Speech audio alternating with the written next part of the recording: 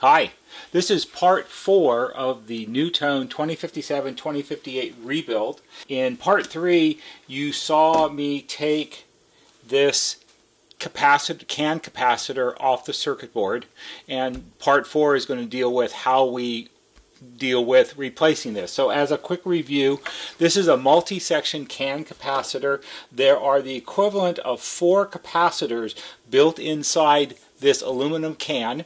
They are primarily power supply filtering on the main board of the 2057-2058. Part like this, it's not available any longer. You cannot find a direct replacement for this. Either the values are the wrong values, or it's too big or too small, or it doesn't mount properly, or whatever the reason is. There is no direct replacement for this. So what we have to do is we have to create a direct replacement for it. Sometimes on some models, let's say we were working on a model 2015-2016, which has a chassis with space underneath it where components can be installed, you can use individual capacitors and run them from point to point and basically bypass this altogether and create electronically or electrically the same circuit that it had originally.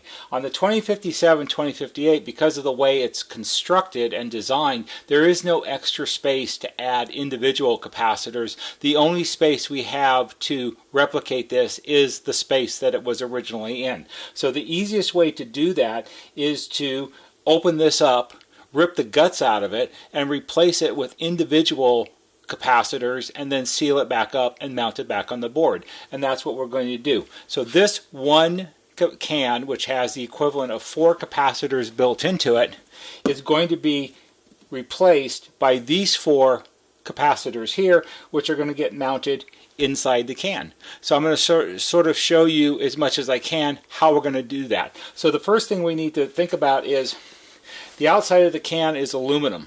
And aluminum does not solder properly. So that's not going to help us at all. However, as you saw in the last video, this was soldered to the board because these tabs here, the 4 around the perimeter and the 4 in the center, are not aluminum. They are steel or whatever they're made out of. It's a ferrous metal, and these can be soldered, and these are the tabs that were soldered onto the circuit board originally. So we're going to retain these tabs, and these are going to become our solder points for the leads on our new capacitor. So the first thing we have to do is identify what the values inside this can capacitor are. There are little symbols here which are probably a little hard to see, but we'll try. So we have sort of a half circle, a square, a triangle, and no symbol at all, or a hash mark. And each one of these corresponds with a value. So the half circle is 40 microfarad at 250 volts. The square is also 40 microfarads at 250 volts. The triangle is 100 microfarads at 250 volts. And the hash, or the no symbol, is 50 microfarad at 25 volts.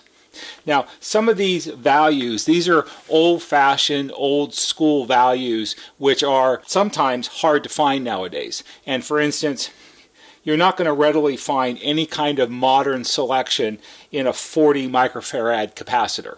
They just really aren't made. You might find a modern or newly made 40 axial. It's not going to work for this. We need something that will fit in the can, and they need to be radio capacitors like these. So the thing about the ratings of the capacitors, the microfarad, the capacitance of the capacitor, is somewhat adjustable. Now, back in the day when this was new, this is a common simple capacitor arrangement, and most of the time back in those days, the 40 microfarad capacitor that's in this can would be rated at 40 plus or minus 20%. So it could be as low as 32, it could be as high as 48, Sometimes they will even have a wider range of capacitance. It could be, I've seen them where it's plus and minus 40%. So we have some leeway on these. You don't really have much leeway in the voltage. This is a 250 volt DC cap, and that's what it needs to be. You could go higher, but you certainly cannot go lower. We're not going to go higher because 250 volt capacitors are easy to find, and also space is a consideration because we have to fit all of this inside this can, and the higher the voltage, the bigger the capacitors are going to get. So what we're going to do is we're going to substitute the 40 and the 40 with a 47 and a 47 because it's as close in a modern value as we can reasonably find, and a little bit of difference, 7 extra microfarad, isn't going to make any difference to anybody. It's going to work just fine. As we move on to the third, so we have the 40 and the 40 taken care of because we're going to go 47 and 47 at 250. The third one is 100 at 250, and fortunately hundreds are easy. 100 is an old school value, it's a modern value, and this one is going to be replaced with this one here, which has the same rating. And you'll notice that this is a long skinny capacitor compared to the other ones. It's like twice as tall, and this is what's referred to as the manufacturer. This is like a pencil style capacitor. I happen to like these. I think they're kind of cool, and I chose this specifically because it's small. It's a smaller diameter compared to the one that would be half its length, and it will help fit into the can better. So that's our choice there. And then lastly, we have a 50 microfarad at 25 volts at the lowly little 25 volt capacitor. Nothing remarkable about that. And as we did with the top ones, we're going to substitute the 50 for a 47 because 3 less microfarads, it isn't going to make any difference. It's close enough to the original value, especially if you factor in the tolerance. You also have to consider that the quality of the modern components made today are going to be far superior to what this was when it was brand new. This is not a NASA quality part. It could look very impressive to you because it's all a can and it's all nicely made. This was designed primarily for convenience because when you're assembling a board, the person pops it down on the board, flips it over, solders it, and you're done. So it's quick and easy, and that's really why these were used. So our first job is we have to open this up, and what we're going to do is we're going to very carefully cut around the base right here, right where it begins to flare out, so we can take the cover off. So I'm going to get this set up and I'm going to actually show you how I do that. Okay, so I'm going to cut the can open now. So here we are. I am fortunate, I think, because we actually have a bandsaw at the shop. I don't remember why we have a bandsaw. It was for a project I did like 20 years ago. You know, once you buy a bandsaw, you always have a bandsaw because the world is full of used bandsaws and you don't really get very much money for them. And I have a good bandsaw. I have a Delta, and it's a really good quality bandsaw. Here at the shop nowadays, mostly it's regulated down to cutting can open duty. It actually works really well for that. It's going to be a little noisy. Sorry about that. But all I'm going to do is I'm going to turn it on and I'm going to very carefully cut around the can and open it up.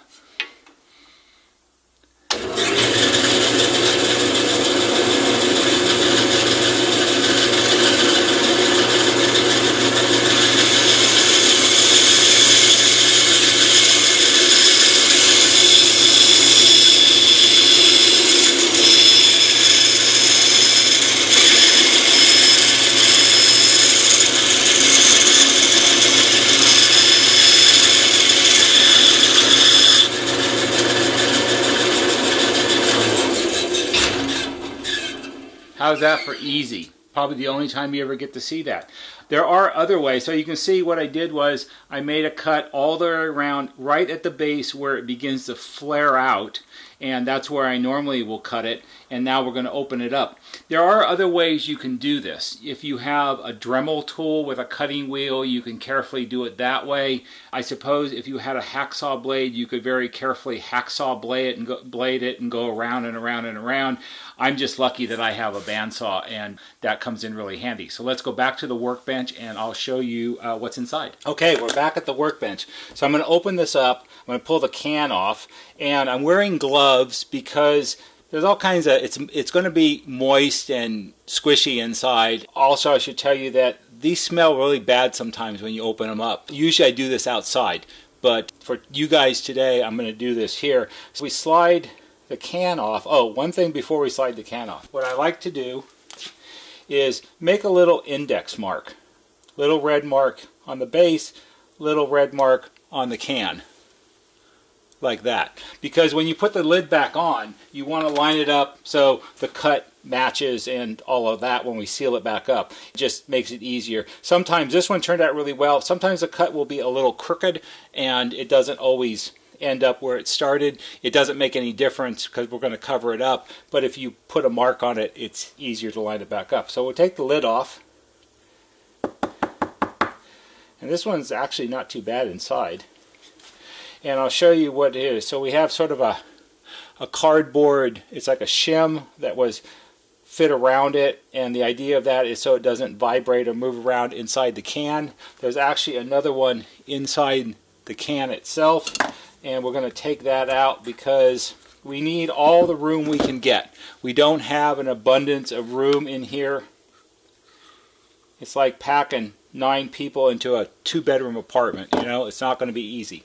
So we'll take that out. Sometimes on some brands, especially the old Sprague brands, which are very common, what you'll find in the lid, instead of a piece of cardboard, it'll be some kind of black, it looks kind of like tar.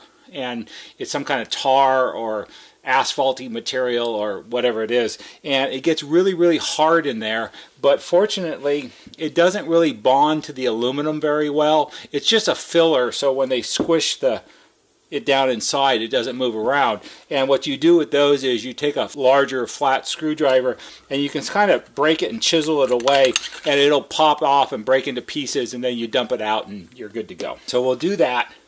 This is the actual capacitor, this roll right here. And if you look on the end, maybe you can see, it looks like a rolled up piece of paper. And you can see all of the edges here. That's how this is constructed. So what we have, I'm going to cut this apart. I'll use these, because I'm going to try to show you this a little bit. So we'll cut the connections at the bottom of the roll.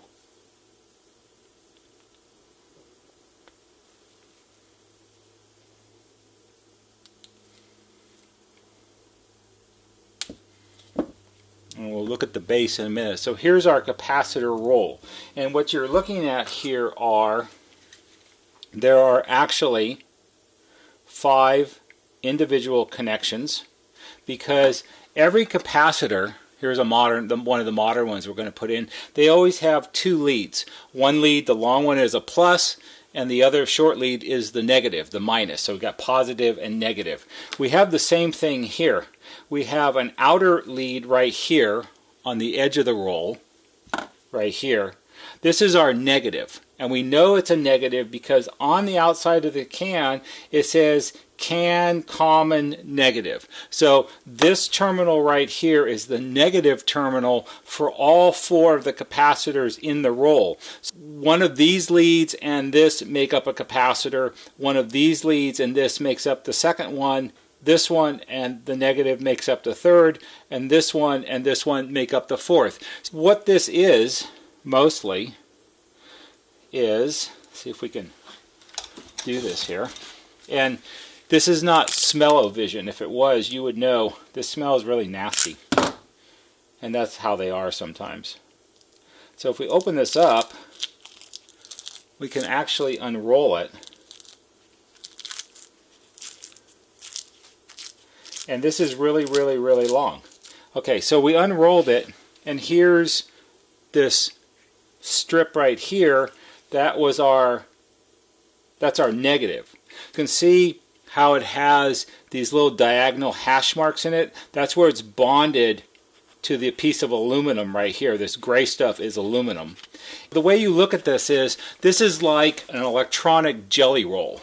You have the piece of aluminum, and this is complex. This is not like you got a piece of Reynolds wrap out of the kitchen drawer. It's more complicated than that. But the simple explanation is you have a piece of aluminum here. It has a piece of paper on it, but it's got a thin sheet here So you have the aluminum, they put the dielectric. The dielectric are the chemicals that make it into a capacitor, and then you put a piece of paper over it, and you do that, and then you roll it up. And then at the appropriate spots, when we unroll this, there'll be a terminal. So here's a terminal right here.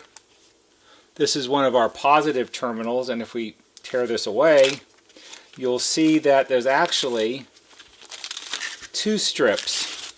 Here's another strip of aluminum that started right here. So there was this much that was all one piece, and then a third of the way down the roll, another one started. And that's how they create a multi-can capacitor. So I'm going to go get rid of all this because it smells bad, and I'll be right back. Alright, the smelly stuff is gone. So the part we care about is the base, and the base we're going to reuse. What we have here are, we have our 4 terminals. Here's our outside negative terminal here, and here are our 4 terminals where our positive leads of the capacitors will be connected. And remember, we talked about the symbols that are on the can. We have the half circle, the square, the diamond, and a hash mark or no symbol.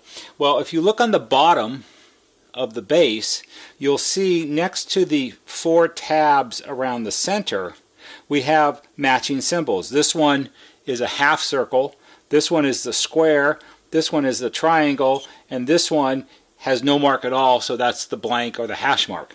And what we're going to do is we're going to drill some holes in this so we can insert the capacitor leads from the top and push them through the base. And this is an insulating material here, this tan colored stuff.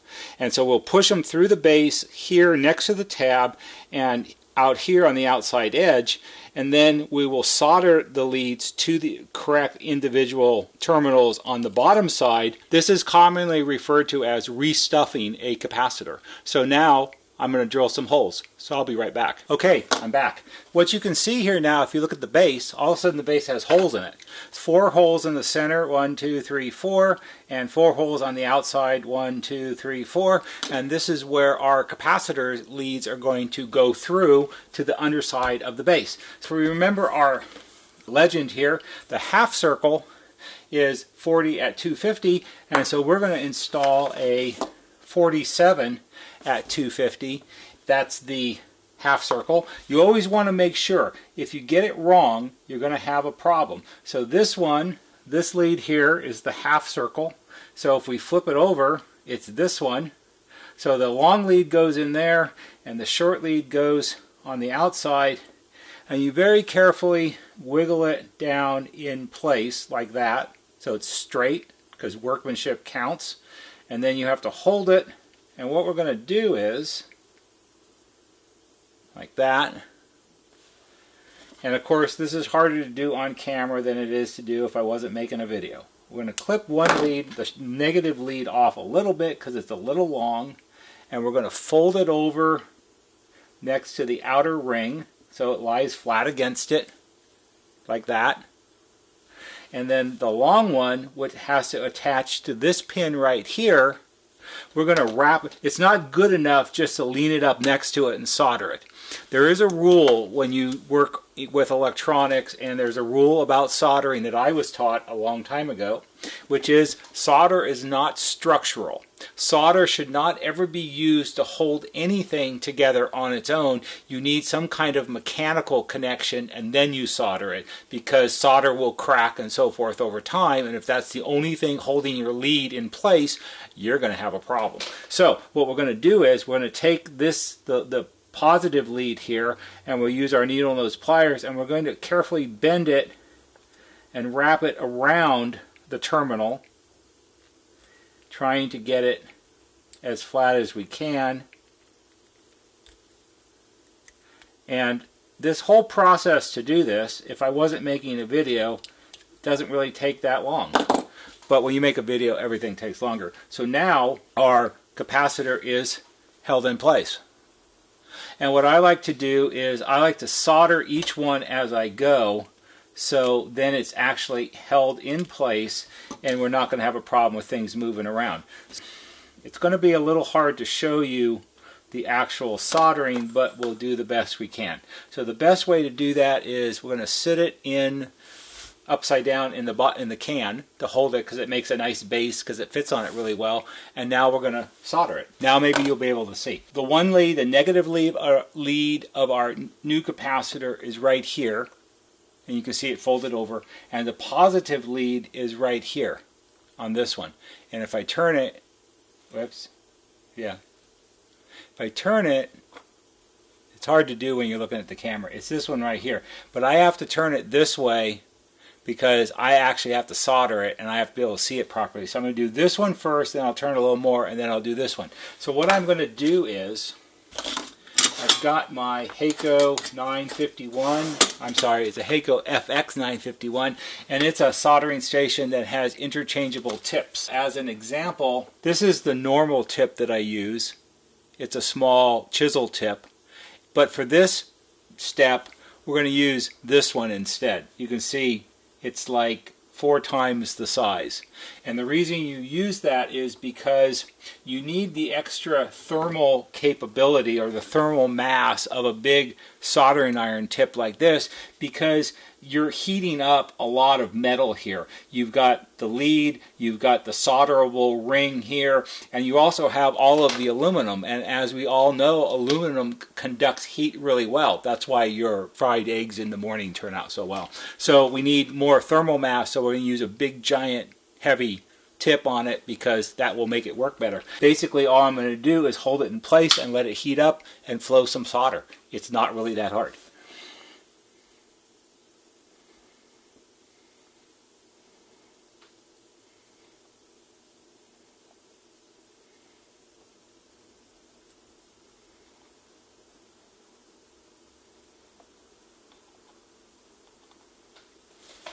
Okay, so what did that take? Like 10 or 15 seconds. So if I hold this up, you can see, if it will focus, right here is where it's soldered. And it's soldered onto the side of this pin right here, and it's soldered onto the ring that's underneath the aluminum cover, and that's all you got to do. Pretty easy. Now I'm going to do this one over here, the center one. And the center one, the terminal, this side of the terminal here is solderable. The other side of the terminal, the inside, here's the terminal, and then it's wrapped around and bonded to the aluminum strap that came out of the inside of the capacitor. So the aluminum strap part is not solderable, but the rest of it is. You just have to put solder, heat up and put solder on the part that where the solder will stick. And to do this, what I'm going to do is I'm going to try to do it so you can see, and also so I can see. So it's this one right here. See how we do.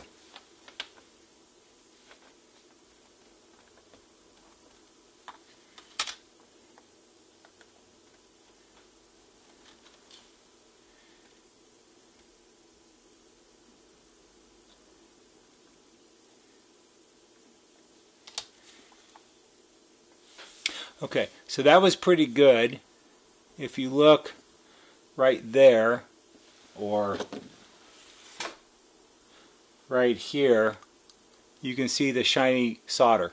Now what I'm going to do, the part you don't get to see, is I'm going to lie it down so it's horizontal and touch it up a little bit, because when it's standing vertical, the solder wants to sag and slide down, and then you get a void, and I don't want a void. So now you can see that it's all filled up and shiny, and that's the way we want it. So that's the basic idea. Once you get it soldered in place, just because you should always make sure your capacitor is standing up nice and straight so it looks good. And of course, when you put this in place, you cannot encroach towards the edge too much, because at the end, the cover's got to fit over it, and like that. So now I'm going to do the other 3, and then I'll be back. Okay, I'm back. So here we have our completed and restuffed can capacitor. So I mounted all 4 capacitors in the holes that I drilled. I made sure that they stayed within the perimeter of the base so the cover will fit. One of the things you might notice is when I was showing the capacitors individually, I had this little blue one. Well, as I went to install it, I realized that's kind of big for a 47 microfarad cap. And what's up with that? So double check. Whoops, somebody grabbed a 470 out of the tray. What do you know? So we didn't do that. So we do have the proper 47 microfarad at 35 volts because it's all about transparency here, isn't it? We want to make sure that everybody knows that mistakes do happen, and as long as you catch it beforehand, before you put it back in the set, you're okay. One of the ways that I found that out, or would have found that out, is I always use, this is my BK Precision LCR meter. The C is for capacitance, and we can take this, see if we can set it up so you can see it. So I have it set up to read capacitance, and I'm going to take the black lead and connect it to one of the ground terminals, and I'll take the red lead and I'm going to hook it up to, I'll do the 47 at 250 just to show you. So if we hook it up to the other terminal for that, and we watch on here, it shows us that it reads 43.12 microfarad, which is close enough to 47, because remember there's a tolerance, it's plus or minus 20%, so that gets us in the ballpark. And then just for laughs we'll do the other one, and we have 43.68, and the meter shut off because it timed out. Anyway, what you always do is when you make up one of these,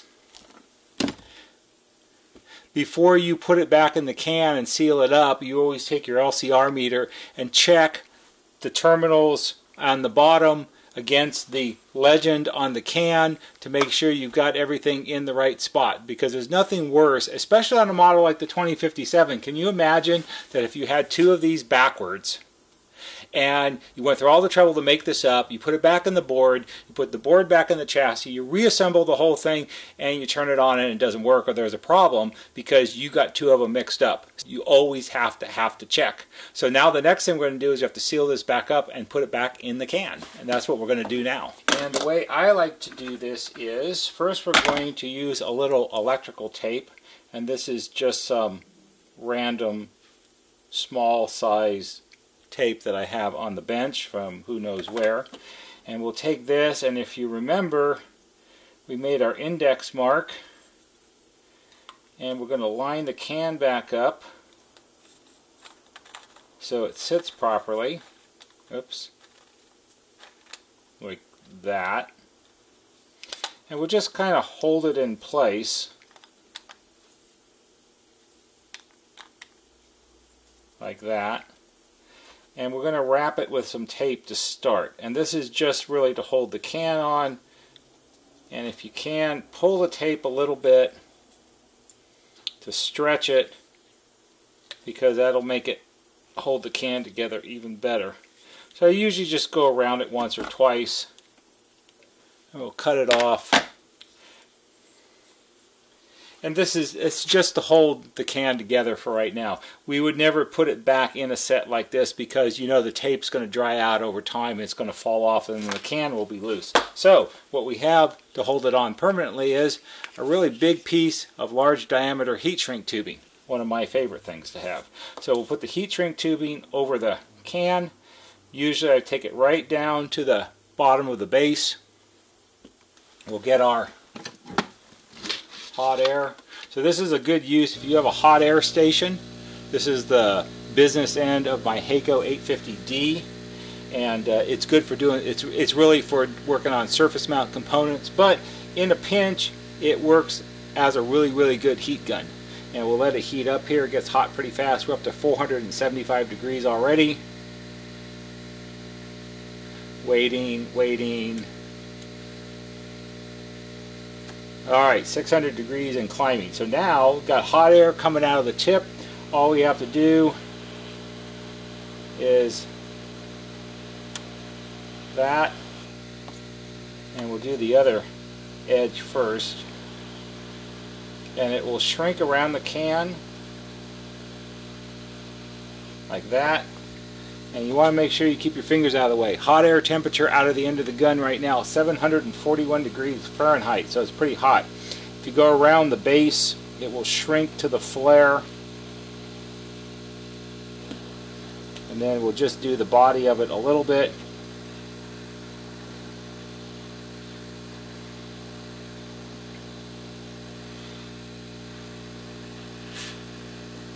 And that's all there is to it. Alright, temperature's dropped. So there's our sealed up can. Now that this is all sealed up, guess what we're going to do with it? We're going to put it back on our board. So here's our 2057-2058 board that you saw in the last part, and it has some replacement resistors and a little capacitor down here, and everything else is pretty good to go. The backside's all been touched up and resoldered so we don't have any cold or cracked solder joints. And now we need to put our can back in. On the bottom of the can, the 4 perimeter lugs are the negative lugs, and one of them is larger than the rest, and it corresponds with the large slot in the board, so you get it in the right way. So all you have to do is line it up and wiggle it in place. Always sounds easy, but when you've got to get 8 pins through the board, sometimes they don't all cooperate, especially if they're a little bit bent. So you've got to play with it a little bit. You don't want to force it. You want it to just pop in like that. The problem with forcing it, if they're not lined up well, is if the pin that's going through the board is not lined up well and it catches the edge of the copper trace on the edge of the hole, you can push the trace up off the board, and we don't want to do that. We want everything to go back together well. So now it's seated properly, it's all the way down, so all we have to do is solder it in place. I think we have to prop our board up here. There we go. Alright, take our solder. We're still using our extra large soldering iron tip because we're dealing with large mass of metal here and we want everything to heat up quickly and evenly. So all you have to do is just go around one at a time.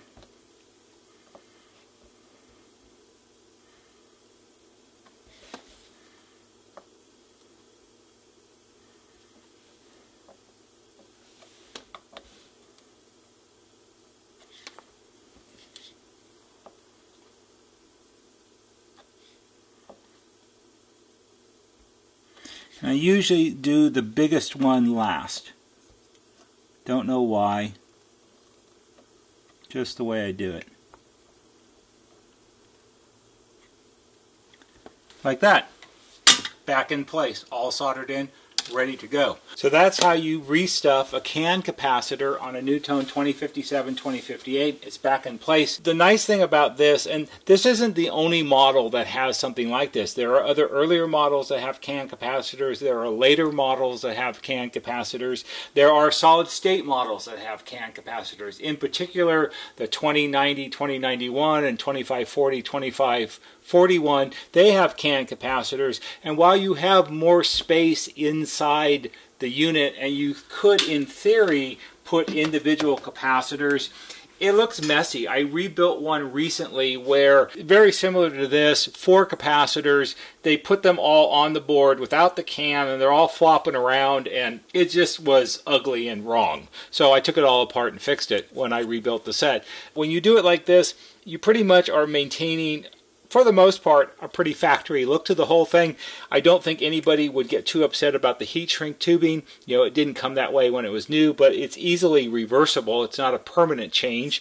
It gives you a nice, clean factory look. This board is just about ready to go back in the chassis. The next part will be reassembly, which will be brief because I'm not going to go through all the steps, because taking it out and putting it back together are pretty much the same, but we will do a little bit to this. I do want to clean the variable condensers a little bit, and we'll talk about that because that's an area that people get themselves into trouble with, and then we'll get it put back together, and we're getting close to turning it on. So that's all for today. I hope you found this interesting and perhaps helpful. If you did, please give it a big thumbs up on YouTube. There'll be a banner right here You can click on the bell or on the wheel on our YouTube homepage, put in your email address and subscribe to our channel, and then you'll get email notifications when we post new videos.